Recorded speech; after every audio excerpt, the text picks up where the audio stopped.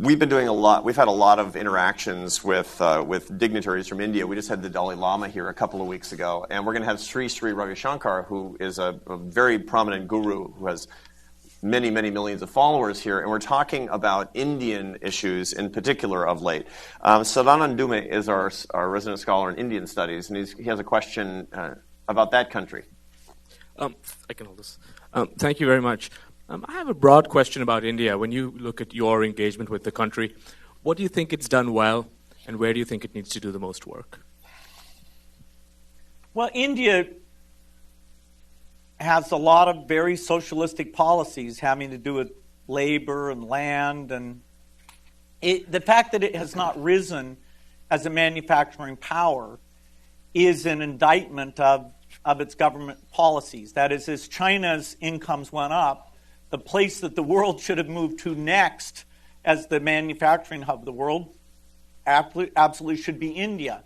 And that's only happening to a very, very tiny extent. And it has to do with, regulatory complexities, infrastructure quality. Now, I'm optimistic about India. We put more into India than any country in the world. India benefits from a funny form of competition, which is competition between the states. And so, when one state really gets its act together, the other states tend to feel jealous, and they, are kind of looking at what policies led to that.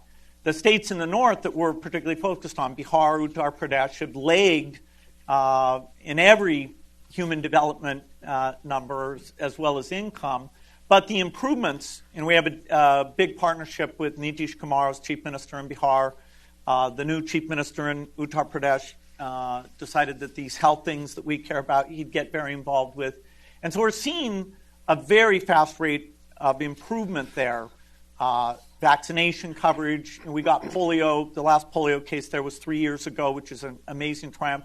We've taken the polio quality audit group and we've turned it into a primary healthcare audit group that's looking at where do workers not show up, where does supply chain not work, why don't people go. India's health is very complicated because they have a lot of these, a private sector that's very low quality, and the government hasn't figured out how to get the private sector to be high quality, and yet they haven't built the capacity in the public sector.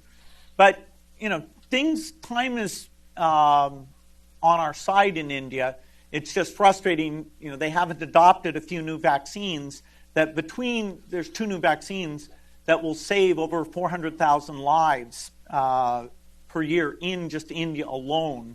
And they're being quite slow on that issue. So India's great. And in 15 years, we'll probably be out of India because its budget will get bigger and it'll allocate more of it to health. Why did what result the delays and actually the permitting, and what owes to that?